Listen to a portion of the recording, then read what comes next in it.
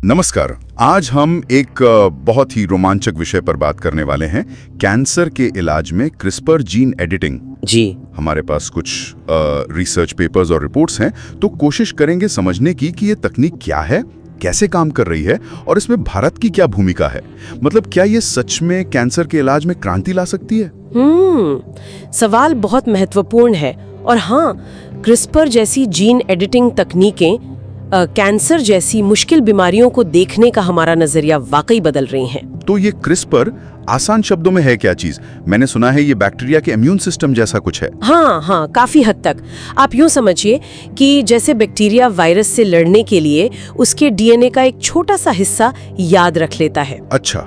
फिर जब वही वायरस दोबारा आता है तो बैक्टीरिया एक खास प्रोटीन Cas9, जिसे आप एक तरह की आणविक कैची कह सकते हैं, और एक गाइड आरएनए का इस्तेमाल करता है। गाइड आरएनए, हाँ, गाइड आरएनए उसे बताता है कि डीएनए में ठीक कहाँ काटना है।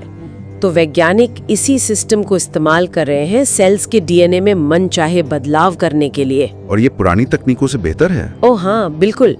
ये कहीं ज्यादा सटीक है, तेज है और सस्ती भी है। ये बहुत बड़ा फर्क है। तो वैज्ञानिक इसका इस्तेमाल मतलब रिसर्च में कैसे कर रहे हैं? कैंसर की रिसर्च में? इसके कई उपयोग हैं। जैसे वेलकम सैंगर इंस्टीट्यूट का काम दिखाता है, क्रिस्पर से हम उन जीन्स को पहचान सकते हैं जो कैंसर बढ़ाते हैं। अच्छा। इससे कैंसर के बेहतर लैब मॉडल बनाने में मदद मिलती है, ट्यूमर की कमजोरियों को समझने में, जैसे कैंसर डिपेंडेंसी मैप प्रोजेक्ट कर रहा है। मतलब ये पता लगाना कि ट्यूमर किन जीन्स पर ज्यादा निर्भर है।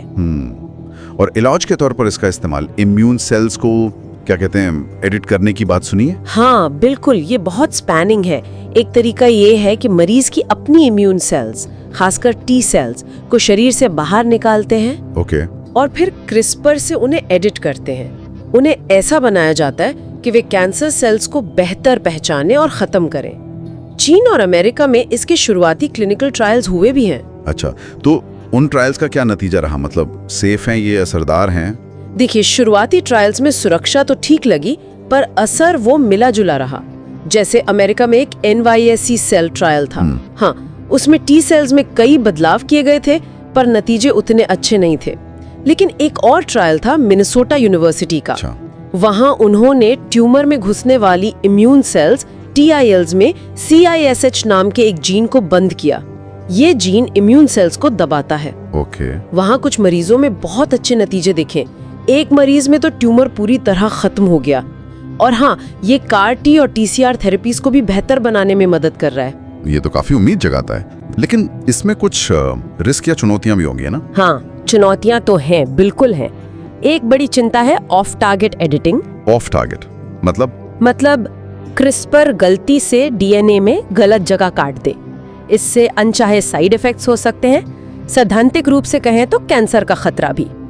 फिर इन एडिटेड सेल्स को या क्रिस्पर टूल को सही जगह, सही सेल्स तक पहुंचाना भी एक मुश्किल काम है। शरीर का अपना इम्यून सिस्टम भी इन बदलावों पर रिएक्ट कर सकता है। और हाँ, लागत। ये इलाज फिलहाल बहुत बहुत महंगे हैं। इसे वित्तीय विषाक्तता या फाइनेंशियल टॉक्सिसिटी भी कहते हैं।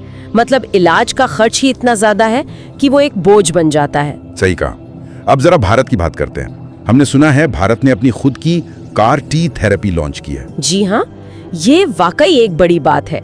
2024 में भारत की पहली अपनी स्वदेशी CAR-T cell therapy NexCAR19 launch हुई है। वाह। ये IIT Bombay, Tata memorial hospital और इम्यूनो एक्ट नाम की कंपनी के सहयोग का नतीजा है। ये ना सिर्फ मेक इन इंडिया है, बल्कि ये विदेशी थेरेपी से काफी सस्ती है। ये तो बहुत जरूरी है, सस्ती होना। बिल्कुल। भारत जैसे देश के लिए लागत बहुत मायने रखती है। तो क्या भारत इस फील्ड में, मतलब जेनेटिक्स और कैंसर थेरेपी में, एक बड़ी ताकत बन सकता है? हमारे पास क्या खास है? देखिए, भारत के पास कई मजबूत पक्ष हैं। हमारा फार्मा सेक्टर, जिसे दुनिया की फार्मेसी कहते हैं, वो बहुत स्ट्रॉन्ग है। हाँ, वो तो है। हमारा डिजिटल हेल्थ इंफ्रास्ट्रक्चर, जैसे आयुष्मान भारत डिजिटल मिशन या ABDM, ये डेटा मैनेजमेंट में बहुत काम आ सकता है। और हमारी विशाल और जेनेटिक रूप से विविध आबादी। हाँ, विविधता तो बहुत है। ये प्रिसिशन पॉपुलेशन कैंसर मेडिसिन यानी अलग अलग आबादी के हिसाब से सटीक इलाज ढूंढने के लिए बहुत महत्वपूर्ण है। जीनोम इंडिया और इंडियन कैंसर जीनोम एटलस जैसी पहलें इसी दिशा में है। लेकिन चुनौतियां वो भी तो होंगी। हाँ, चुनौतियां भी कम नहीं है। जैसे ग्लोबल जीनोमिक डेटाबेस और क्लिनिकल ट्रायल्स में भारत का प्रतिनिधित्व अभी भी बहुत कम है, शायद 0.2% ही। सिर्फ 0.2%? ये तो बहुत कम है। जी, फिर वही बात, कैंसर के इलाज का भारी खर्च, वो वित्तीय विषाक्तता और दमा बनाने के लिए जो कच्चा माल चाहिए, APIs, उसके लिए हम काफी हद तक चीन पर निर्भर है। ये निर्भरता तो ठीक नहीं। बिल्कुल, तो इन बाधाओं को दूर करना होगा। तो कुल मिलाकर देखें तो क्रिस्पर कैंसर रिसर्च और इलाज में नई उम्मीदें तो जगा रहा है, पर अभी राह में मुश्किलें बाकी हैं।